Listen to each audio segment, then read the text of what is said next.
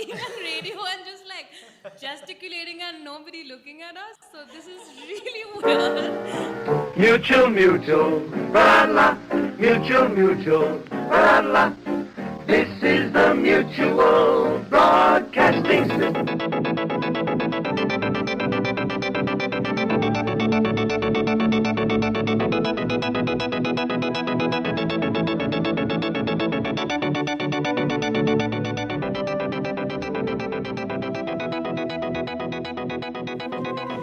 You're listening to the Radio Reversal podcast. My name's Anna. I am so excited to be bringing you the second episode in our introductory series, Learning Out Loud. We want to start, as we always do, by paying attention to where we are recording. This is the unceded land of the Gogglebox and Turrbal peoples. We pay our respects to their elders, past and present, and we recognise that sovereignty over these lands has never been ceded, and perhaps more importantly, that means something for how we approach political conversations in the present. We work in whatever ways we can here at the Radio Reversal podcast to ground all of our conversations in the material reality of Aboriginal and Torres Strait Islander people's unceded sovereignty over these lands, and to work to foreground Indigenous sovereignty in everything we do. That's particularly important work for people like me who are white settlers in this place and working to reckon with what it means to be here, directly implicated in colonisation and working to rectify its ongoing violences. This week on the Radio Reversal podcast, we are very excited to be bringing you a recording from our podcast Mixtape launch party. Those of you who are listening from so-called Brisbane might have come along or seen our event pop up last week. We were lucky enough to launch the podcast version of Radio Reversal, our long-standing 4ZZZ radio show, with our wonderful comrade Andy Paine, the producer of Paradigm Shift, also over on the Z Universe. And we threw a big party to celebrate the digital iterations of these long-standing radical radio projects. And this week on our podcast, we want to share some of the recordings from that wonderful event. This is a beautiful opportunity for us at Radio Reversal to also honour the community that sits around us. Radio can sometimes feel like a really solitary medium, but it's not. And I think there is something really valuable and something really very essential to the Radio Reversal project in paying attention to all of the people that we are thinking with and learning from, and working alongside, whether they're in the studio with us or not. So this week you're going to hear a bit of a field recording. Already, I think you'll be able to hear the musical accompaniments of our wonderful co-theorists in the Radio Reversal podcast Mixtape. The music, our kind of house band for the launch party, was made up of the trio behind It's Science and Feelings, our very own and wonderful Han Reardon-Smith, Jody Rottle and Matt Shue. You can find some links to their other projects over on our Radio Reversal Substack, which is also where you can subscribe to the podcast. A highly recommended thing to do because it means you'll never miss an episode, and also you'll get all of the kind of surrounding content and thinking and every single thing we've ever thought. And who could possibly not want that? Over the course of this recording, you're going to hear from a whole bunch of our favourite interlocutors, co-thinkers, co-theorists, all of whom came together with us to think about the power and the possibility of learning out loud. It always feels like there's so much more that we could say at the beginning of these shows. I can feel myself wanting to tell you every single thing I think about learning out loud.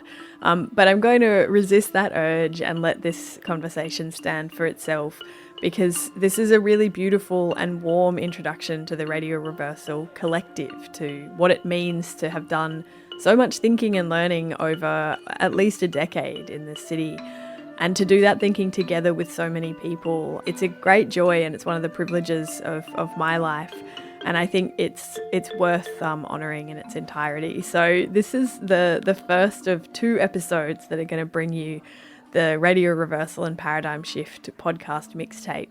In this week's episode, you're going to hear a little bit from our wonderful comrade Andy Paine talking about the move that Radio Reversal and Paradigm Shift are both making into the creation of a digital archive for these projects. You're also going to hear from my wonderful friend and colleague, the incredible Waka Waka and South Sea Islander writer, researcher, advocate, radio producer, television star, Kevin Yow Yeh.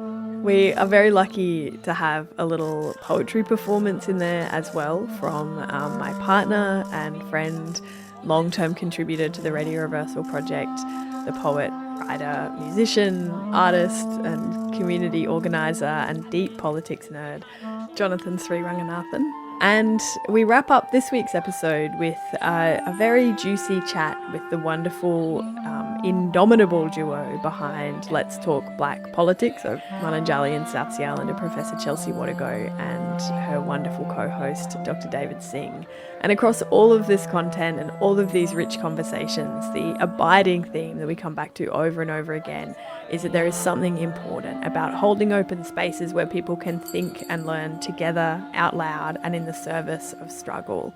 And that is one of the best ways, I think, to come into the Radio Reversal project.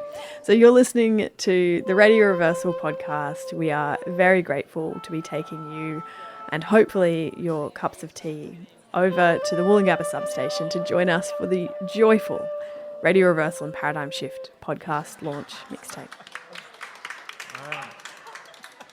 We're on. Welcome. Welcome everybody to the podcast launch of the Paradigm Shift and Radio Reversal.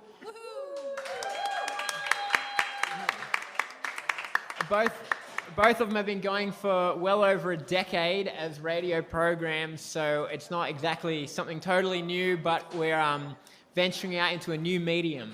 Absolutely, and we're so excited to have all of you here to celebrate with us. As always, for shows and events happening here, we want to start by thinking about where we're meeting. This is Yuggera and Turrbal country. I'm in this place as a white settler, a non-Indigenous person, and so want to start by honouring the rightful owners of these lands and thinking about what it means to centre their sovereignty in all that we do as organisers, thinkers, and people excitedly launching podcasts. Yeah, creators. So we're going to start off. This event is a very cute little radio mixtape vibe. You will be able to see that we have our double studio experience set up. And we're incredibly grateful to this absolutely extraordinary trio of artists who are going to join us for at least the first hour. This is Han, Jody and Matt, and they're performing together to give a little bit of a kind of track break experience for this podcast launch. The bake sale is going on up the back. There's all kinds of amazing treats and also Ollie's tea stall. Ollie's an unofficial contributor to both Paradigm Shift and Radio Reversal in the encouragement that he gives and the cups of tea. Yeah. I'm Anna. I realised I didn't even say that at the beginning. Terrible radio etiquette. One of the organisers and producers of Radio Reversal. And I'm going to hand over to some of my Radio Reversal co-hosts who are going to give us a bit of an intro into why the heck we're doing a podcast. So Shreya and Nat, over to you. I'm Shreya. I'm a visitor in this country. I'm Indian origin. I've been in Australia for 6-7 years. Precariously employed. I love the radio, and I love that we're turning the radio into a podcast because I think radio is important for me because being a visitor on this country, it gives me a platform to learn, skill share, engage, and just sort of connect these threads of what's happening in so-called Australia with my country, which is a post-colonial country, and this settler colony.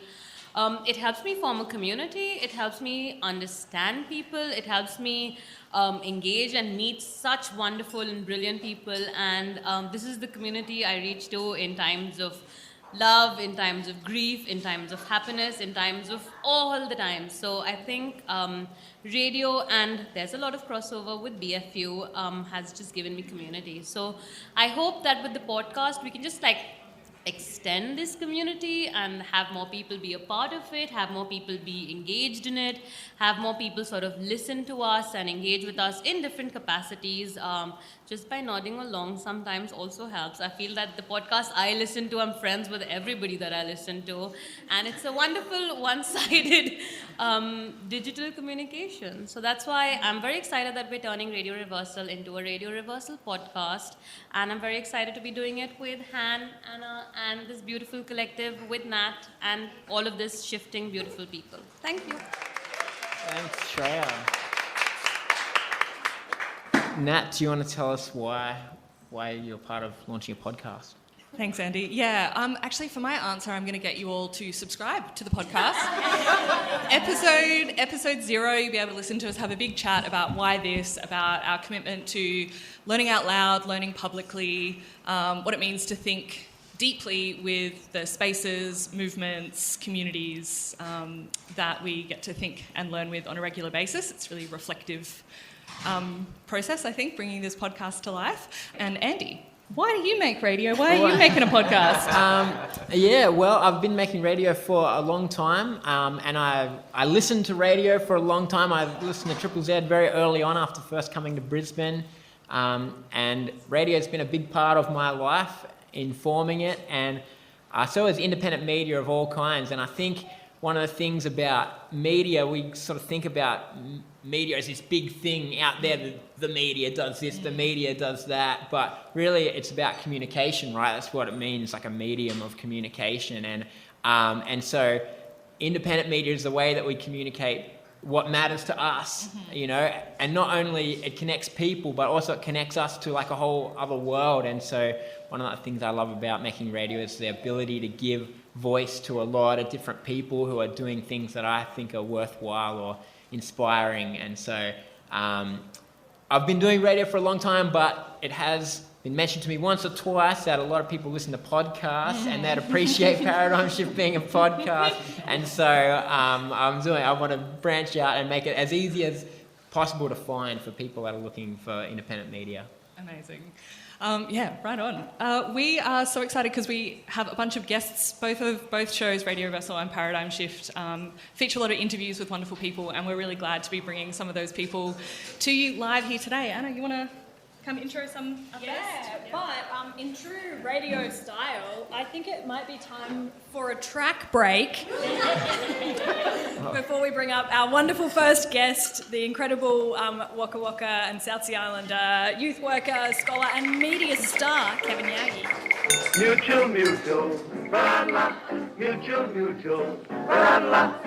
This is the Mutual Broadcasting System. For a world based on justice, solidarity, and sustainability.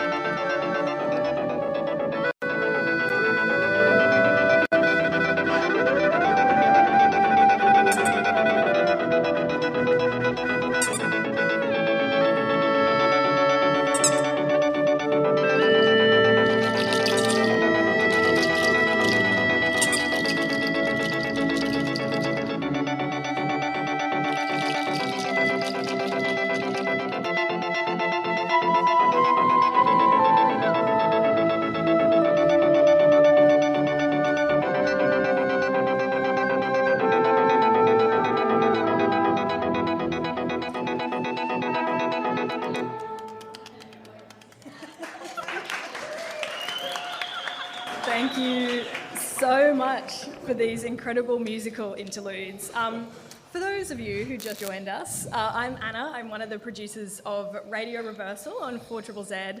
I'm also lucky enough to produce Let's Talk on AAA Murray Country with none other than Kevin Yow Yeh. How are you, Kevin? Hello, Anna. Thank you for having me along this afternoon. It's a pleasure to be here and talking to you, because on AAA we don't get to talk on air. You're doing all the hard work behind the scenes, so it's nice to share the mic with you. Oh, it's so exciting. And one of the reasons we wanted to talk to you, particularly Kevin, there's too many to list, but one is because you are involved in a whole bunch of different kinds of media projects. So everything from the kind of community media work that you do with AAA, the Aboriginal Community Controlled Radio Station over in West End, right through to your recurring role on Gogglebox, a mainstream television program. Shout outs, award-winning. Yeah, award-winning, Silver Logie winning, Gogglebox. It's all because of me, no jokes. My back hurts from carrying the show, no jokes. Tell us, how are these media spaces different? Yeah, absolutely. Look, I love being able to play in a range of different spaces.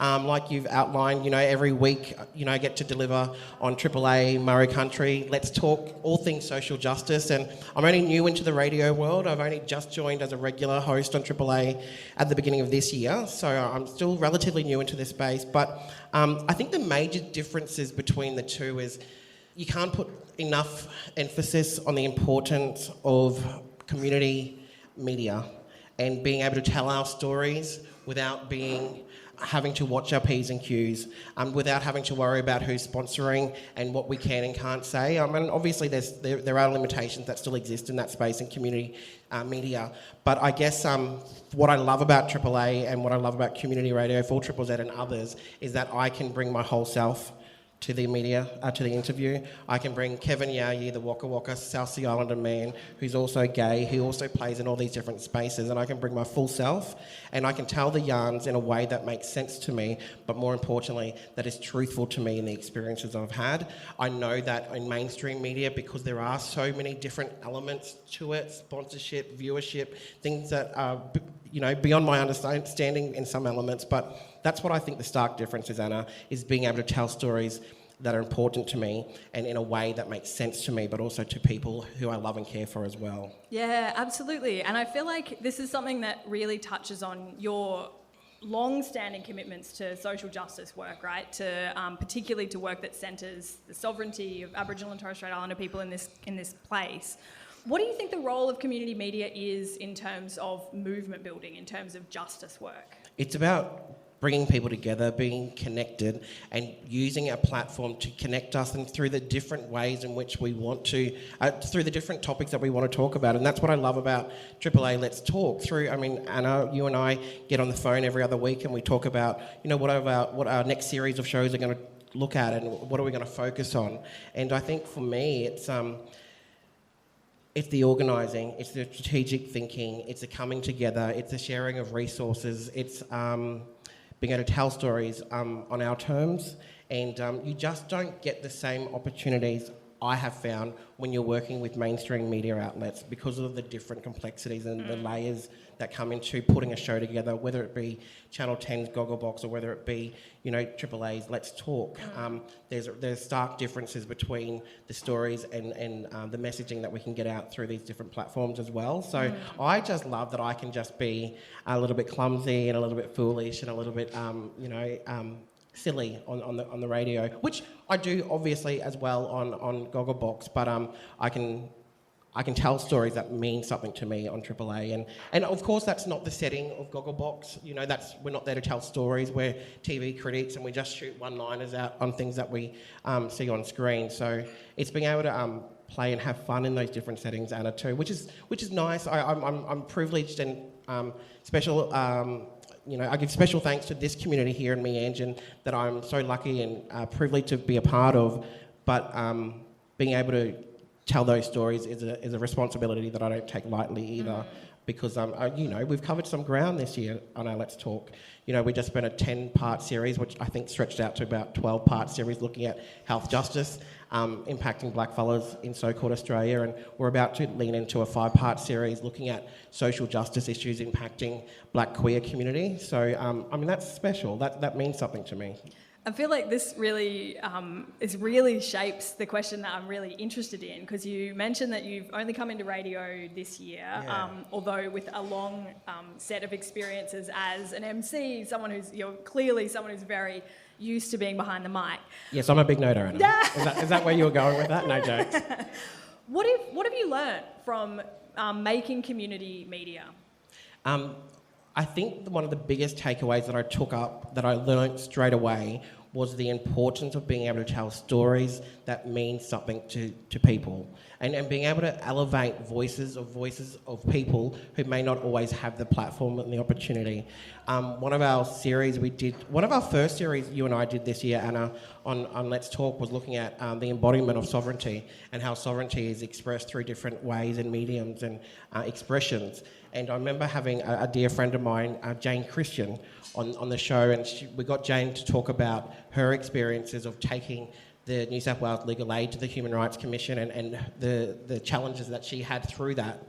And it wasn't until after I got off that we finished that show, Anna, and I spoke to Jane, as I do on a regular basis, and she said, Kevin, it really meant something to be able to have these yarns with you as a black fella who gets these challenges that I'm talking about, and creating a safe space for mob to have those yarns as well, because a lot of especially the stuff that we talk about on our show, Anna, it can be heavy, it can be a lot. We're asking people to talk about some really, big topics. So it is abundantly clear to me that it is my job in that position of asking questions and allowing people to tell their stories, to do so in a way that people feel safe to have those yarns, because they can be heavy. And there's nothing worse, and I don't know, there's probably people in the room that have this, and nothing worse than finishing an interview or telling your story and then walking away and going, oh crap, I shouldn't have said that, or maybe I should have said this differently. And I guess being in a position of power in that space of Triple A with you as our producer, and being able to support mobs to tell those stories.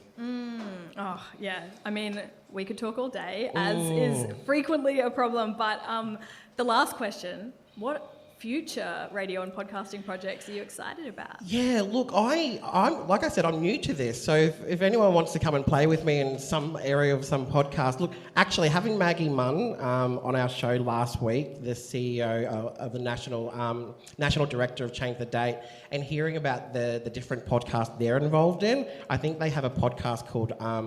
Gay football nerds? Yeah, something like that. And I'm like, I want to tell those yarns. I want to have fun doing that.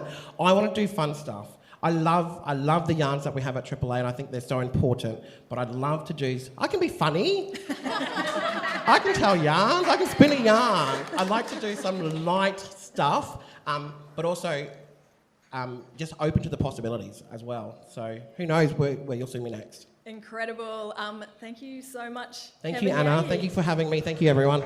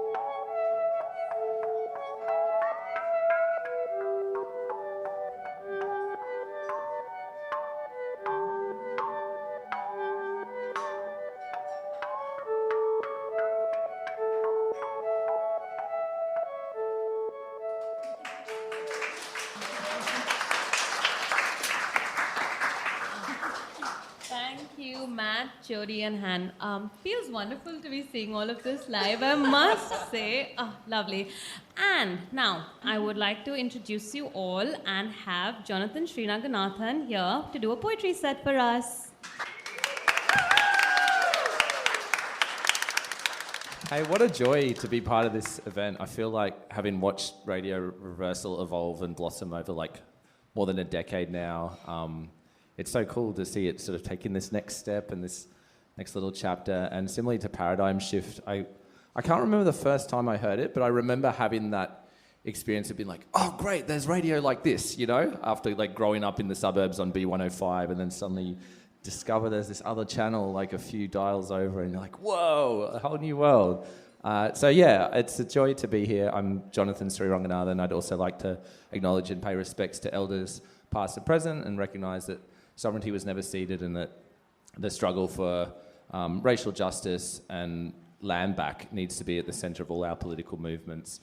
I'm going to share a couple of poems and hopefully they resonate with you. And yeah, this first one's about activism.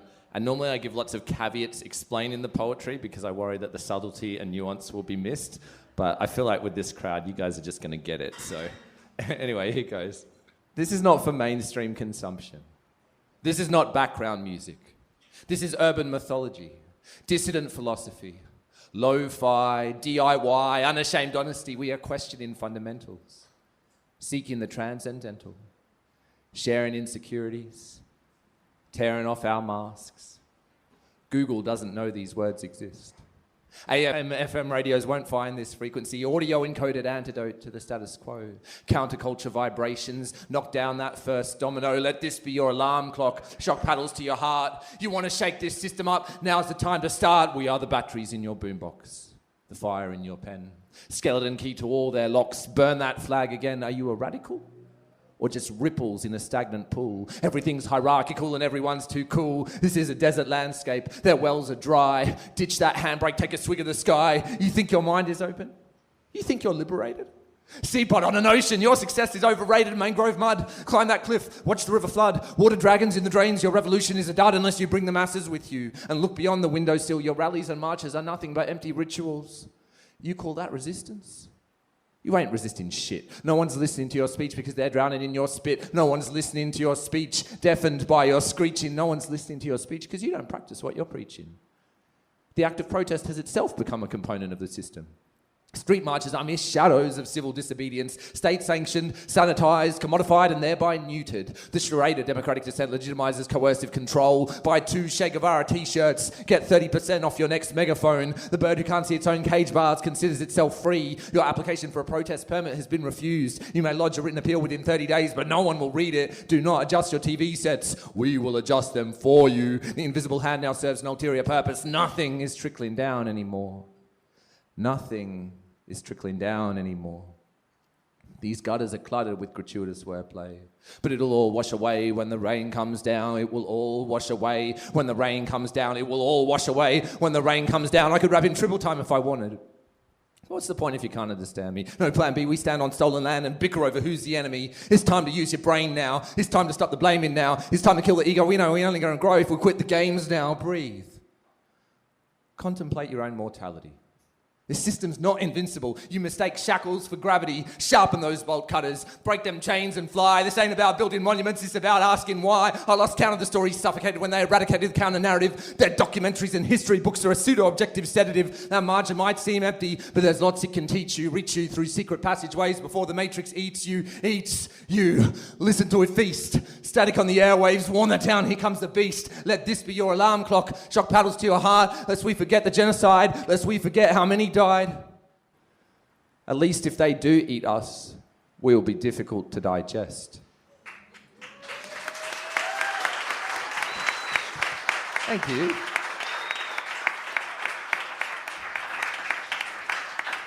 I'm going to try to squeeze in 2 more, but this is a short one that hopefully resonates with some of you. It's kind of a part of a longer piece. If you like my stuff, you can look up Rivermouth. I do a lot of rapping and poetry with Rivermouth. This one's called... Well, I don't think it actually has a name, but you can recommend a name for it afterwards. remember this. The city is made of the riverbed and the bay. For decades, we dredged its bottom, binding the river to the sea, grinding that sand and silt into cement to build our walls and towers. There is coral in the skyscrapers. All those big glass windows are made with beach sand. Office blocks and parking lots, retaining walls and shopping malls, all that concrete came from the river and the bay. Tiny crustaceans, skeletons of ancient shellfish, fossilized leaves and branches, pulverized and reassembled. Do they remember their past forms? Do we remember where it all came from? Fragments of Stradbroke Island now hang in bridges suspended above the river. And where the heavy storms batter Minjerribah rolling in from the sea, the buildings of the CBD vibrate in sympathy. The old windmill, the commissariat store, all that stone from the quarries at Kangaroo Point. Mortar lime was oyster shells from Amity. The concrete dreams of the river.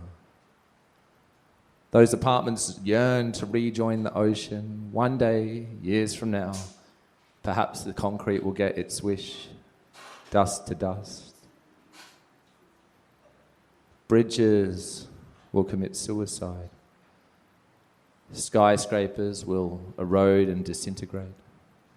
And still the water keeps flowing. There is coral in the skyscrapers. Those big glass windows are made with beach sand.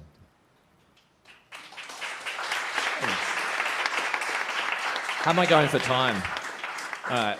I might do one more, and maybe if there's time later, we'll do more. I don't know what's happening. But it's like a real joy and a pleasure, again, to be part of this community. And I feel particularly grateful to my partner, Anna, for making these worlds together. We've been creating these ideas together for such a long, long time. And Anna, you've had such a profound and deep impact on my thinking. And so has this entire community. So yeah, thank you to everyone for thinking together about this stuff. We are the diaspora, children of the melting pot, not quite foreign, but always outsiders.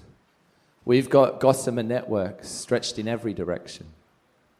We are the spiderweb people. Parents cling to memories of obliterated villages. Feet recall the track that led down to where the river is, scattered, dispersed, struggling to stand tall. Disciples of the long-distance phone call, where is the homeland? Satellite maps don't show the old roads. Half-remembered parables handed down like precious heirlooms rendered nonsensical by the new paradigm. We must become more Western now. You must get an education now. You'll be a doctor. You'll be well paid, validating all the sacrifices that we made, and each generation drifts further. The mother tongue becomes fragile. Spider threads stretch to breaking point. Dreams of Elam, dreams of Mecca, dreams of Zion, dreams of Arcadia. The homeland is now a mere folklore, and the enclaves are imperfect replicas. The enclaves are havens, fortresses and prisons. The enclaves are shadows where the sun hasn't risen. Small rituals grow heavy with new significance. Weddings have become pompous, extravagant, overcompensations for cultural dissonance, black and white photos, gold halos, non-existent. We are the diaspora, and you don't understand us, and we don't understand us. Has the homeland forgotten us, asked for a better life, dreams of greener pastures? But what do we leave behind? The cousins speak of the hill station with a longing that resembles homesickness, even though they've never been there. Upper flies thousands of kilometres to visit distant relatives who once lived only a couple of streets away, but back then weren't considered worthy of a visit. Expensive international parcels contain humble snack foods made according to the old recipe. They've grown stale in transit. The old country has changed beyond recognition. Local dialect is inflected with new, unfamiliar inflections. The aunties like the shopping, but they can't stand the crowds. The village is too quiet and the city's too loud and the kids can't drink the local water. The kids get sick when they drink unfiltered water. Gossamer networks stretched across the globe. International phone cards are hoarded long after the credit is used up. Back in the new country, uncle's disappointed his kids no longer want to go to church, to temple, to mosque. They're too young to remember the fights, the shoestring fundraisers, the meetings with council, the triumphant celebrations when it finally opened. They don't understand how hard he worked to build that outpost in a foreign land. How it hurts him when they suggest turning the community centre into a museum. Culture meets culture. The child's name is adaptation. What kind of future for the second generation? We straddle chasms, tongues become bridges, but we're still not sure what that thing at the bottom of the fridge is, so we rage against white privilege, rage against their anthems, rage against our impotence, rage against their petty racist tantrums, try to talk like proper locals. Try to dress like Westerners. Festivals and harmony days are mere shadows of the best of us. They eat our food, they wear our clothes while spitting in our parents' faces. White teacher thinks she'll fix racism with rainbows and smiling faces. Screw that. You don't know how the rope feels in this tug-of-war. You can analogize and sympathize, but you've never lived it. We lay ancient melodies over a 4/4 Western drumbeat. Who are you to define authenticity? We are amorphous. We are in flux. We are tradition and progress, butterfly and chrysalis, square pegs, fading accents, foreign-smelling soap. We are the diaspora, and we live on borrowed hope.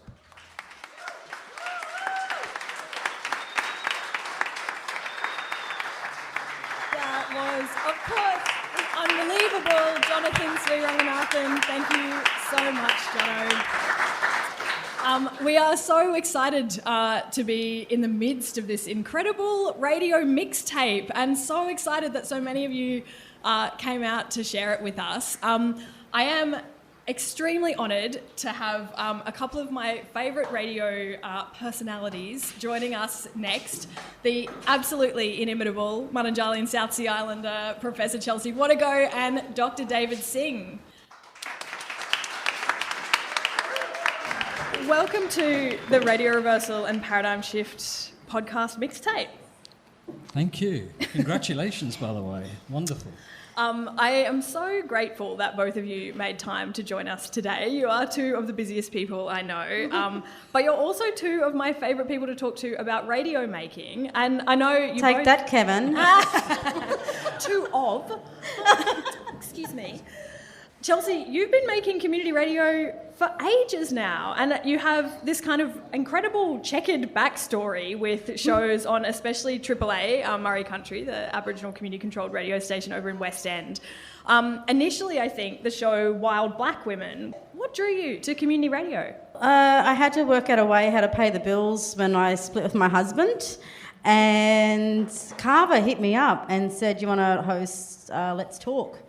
And literally, I just needed to pay the bills. And so I thought, okay, well, maybe this will help us get through that time. But what it was, I was doing Let's Talk just each week, and I wanted to bring some of our black academics into community radio to talk about their work and connect it to community. But I got Angelina on to talk about her PhD, but she didn't want to talk about the PhD. And so I said, we'll just talk about what made us wild this week. And Wild Black Woman was born out of this one episode of just trying to survive and make some content. And and it kind of, we did the first show, and I think the guys from upstairs came down and went, that was pretty good. And so we kind of just started doing it, and it ended up being, that was the whole thing. And I was able to turn what was a pretty traumatic time in my life into stuff to laugh about, and it really got me through. And not financially, but didn't pay. I think we split. We had $60 each or something. But it got me through emotionally with community and just being able to, try and hold together all week, and on a Friday morning, just snort, laugh. We cry. We got wild. It was just, we had a place just to be ourselves. And look, a few defo threats. We had to do an in-service with lawyers about, how to moderate our feelings about things. So I now start most sentences with, in my opinion, and that tends to cover me for the most part. I feel like that's a great answer to one of my next questions, which was going to be, what have you learnt from doing But David, what about you? Because I mean, you have jumped into Let's Talk Black Politics this year. Had you done community radio before that? And if not, what made you want to do Let's Talk? No, to the first question. And look, I'd like to say I didn't have a choice. It's part of the work that we do. I mean, if you know me, you know that I like to work in the background, supporting others, kind of equipping others to take the fight forward and to hold the line in various ways. But this year, we did one season of Let's Talk, Black Politics, and I kind of came out in a way that I never imagined at this stage in my life. I've long been an activist, and I figured by this time I'd be on the scrap heap. But radio has given me a second lease of life, a new way to understand the world that I inhabit, not least this place, as a settler and a relatively recent migrant. So it's given me a way of seeing the world that excites. I can see the possibilities in a way that I couldn't were it not for radio. So. Yeah. What do you think, because I mean, you're both people who work in the university, the kind of traditional academy in various ways. And I know you're also both people who think a lot about pedagogy, a kind of fancy way of saying the processes through which we learn and teach and are transformed in the process. What have you learned about teaching and learning from doing community radio?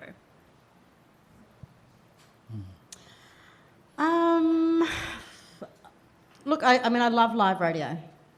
There's no PowerPoint, there's no teaching notes, you just got to hit it. And so I like that you can't hide. And you've just got to be yourself and be honest about what you know and honest about what you don't know. So it means, you know, putting yourself out there. And I like that. There's an honesty to live radio. And it just, I guess, for me, what I love about particularly black radio is, and it's always been an issue for me working in the academy, is, you know, my best intellectual work was always largely for settlers. And for me, what I love about radio is that it's in conversation with our mob. And, you know, I don't listen to a lot of radio. And I remember doing Blackfella Book Tour last year, and went up Cherbourg, went up TI, Cairns, and they'd put some, like, I did some interviews on black radio that was out there. And so when I went up Cherbourg, people were like, oh yeah, we heard you on the radio, we heard you were coming. And it just spun me out how much our communities still rely so much on black radio. And, you know, it was a doogie me like I'd been doing it for some time, but it was a way for us to be in conversation with each other on our terms, much like Kevin had said. And so it's not, you know, how do I incorporate this into teaching and learning? It's more about that I get to play in a bigger classroom, and the classroom of people that I want to be in conversation with, be challenged by. I love the feedback and the conversations that go on after a show's gone to air, whether it's DMs, out for a yarn, all that kind of stuff. I just get to be in a much bigger classroom, and we're all learners, and so I love that space. Yeah, what about you, David? What do you think? Has it changed the way you think about how you learn or how you approach teaching? Well, it certainly has, right? I mean, for me, learning was largely a solitary activity. When you do critical race, as I do, there aren't that many conversations to be had because you're submerged by whiteness. It's everywhere. Who do you go to when you've alighted upon a particular concept and trying to work out its kind of everyday application? And I didn't think that you could take those concepts as a means to think with and then broadcast those concepts through something like the medium of radio. And we've had discussions. I've come on for Triple Z, and we've discussed the idea of crisis and Stuart Hall's idea of conjuncture and applied it to this moment. And similarly on the show with Chelsea, we're about to take a second season looking at black ways of knowing and black knowledges. And often those knowledges are in conversation. They don't sit there and ossify. They're continually on the move. and to bring my learning in a particular way and to receive the gift of black knowing too. And to do that on radio is pretty special. Yeah, it's pretty amazing. If you haven't already started listening to Let's Talk Black Politics, consider this your invitation. I feel like you're both going to really hate this question, but I want to ask it anyway. What do you think about the idea of the public intellectual, and do you feel like your work on on radio reflects a kind of tradition of public intellectual work? Go on, Nan. Oh, right. Look, I mean, just recently I read Dylan Rodriguez over on Turtle Island calling out the academic as being a fraud, particularly in relation to abolition. And I found that sobering. I do wonder what it is I'm doing sometimes when I pronounce and who's listening and whether I practice what I preach. I think if you continually check yourself, I think that's largely healthy. I don't see as I said, I'm a stagehand. I don't like to take centre stage on anything. Recently, though, I think we're all called, right, to step up. We can't afford to hang back and hope that somebody else carries the load. And I think if that means being described as a public intellectual, well, hell yeah, I'm happy. Yeah. So. Yeah, look, I don't like the term public intellectual, but I do think there's a case to be made for nerds on the front line. Like, you know. Right. Let me show you my literature review. Look, and so I do love. I love the intellectual work that I get to do, as messed up as it can be sometimes, and as violent as that place can be sometimes. So I hate the term public intellectual, but I also don't love the kind of anti-intellectual sentiment either. And there's somewhere in between this space where intellectual work put to important political and legal purposes is necessary. And I just love that with black radio, community radio, we kind of blur the lines between who's the intellectual and who isn't, who gets to know, who has the right to know. And, with what we're doing with Let's Talk Black Politics is we're doing these live shows. We're packaging a podcast, and it's, effectively creating our own grad cert that is freely available for mob to be in conversation and to advance the work that they need to be doing. That we all need our thinkers to be doing wherever they are situated. And I don't love the academy. I don't love other academics so much, but I'm excited by the kind of intellectual work that we could be doing. And I feel very privileged to have a job where I get paid to think, and I've been able to find a place alongside David to create a couple of intellectual communities, both at ICRR as well as at Corumbra Institute, where we can do our work on our terms. And we're not spending our days trying to fight the institution to get a space to do it, that we've actually finally got somewhere to do it. And, when you then get communities call you to do intellectual work, that's really special. And, I think we're very fortunate to get to do some of the work that communities ask us to do. Yeah, absolutely. And it's always an honour and a privilege to witness. I want to ask what you're excited about in terms of, both of you are people who dream pretty big, plan pretty hard in terms of future projects. What are you looking forward to in your radio and podcasting lives? David, you're excited all the time. I think you should go first. So we just had an event this morning, and Uncle Shane Coghill welcomed everyone to country. And then he handed me a document outlining a particular anti-racist history, a blackfella anti-racist history. And one of the things I'm keen is to collate those histories in order to capture testimony from history, but also what it has to say in this present moment. There's a particular anti-racist formation that's taking shape right now, grounded in sovereignty. We need to get to work, understand precisely what is happening, and we can only do that by understanding what's happened previously, and turn to elders, both black and otherwise, to find out what they did back in the day. All too often we move ahead with the latest faddish theory. No, they've done it. They've seen it, got the T-shirts, seen the movie. They've done it. We need to go back in order to go forward. So I'm excited about we're putting out hopefully season 1 of our podcast this year on Indigenous critical race theory. So it's putting together some of our shows we recorded throughout the year, which you're helping produce. We are producing. And it's inspired by Sister Ruby Wharton's Invasion Day speech when she called on us mob to read the play. So season 1, Read the Play, a Black Critical Race podcast. I'm very excited for that to get out in the world. And bring and build community from that foundation. I'm excited for what's ahead for ICRR and the community organising work we get to do out of that house, which we can't plan for, it just happens. And so I'm excited to see what's going to happen next, which I don't know what it is. As well as at Karumbura Institute, I'm staying on there for a few years now and building a Black intellectual collective in that space. And so I'm really excited about the Black postgrads that we're bringing in who are doing intellectual work in a whole different kind of way than how we're supposed to be doing it. So that's fun, fucking with that.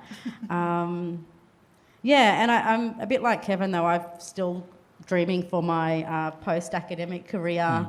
Writing screenplays and just, writing fun stuff, not just the stuff that breaks your heart. Yeah. Absolutely.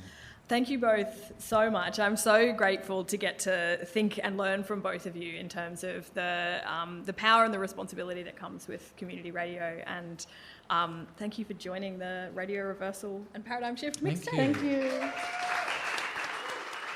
That was the first part of the Radio Reversal podcast launch mixtape shared with our wonderful comrades at the Paradigm Shift, and hopefully a really warm and rich introduction to some of the kind of learning out loud principles of the Radio Reversal project. As always, we also want to send a big shout out and a big thanks to 4ZZZ, who have hosted Radio Reversal, the live show, for many years now, and who have so thoroughly shaped everything that we do as radio producers.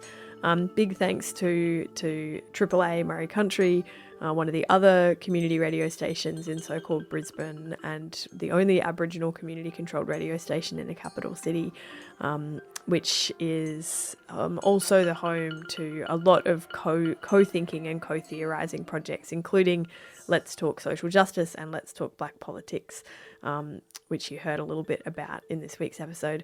So big shout outs all round. And once again, a reminder that if you're enjoying these podcasts, please do jump on over to our Substack and subscribe. We would love to have you as part of the Radio Reversal community and be able to think together in all the ways that allows. So there's absolutely no excuse. You should totally do it right now. It's just radioreversal.substack. Sign up and we'll see you next Sunday.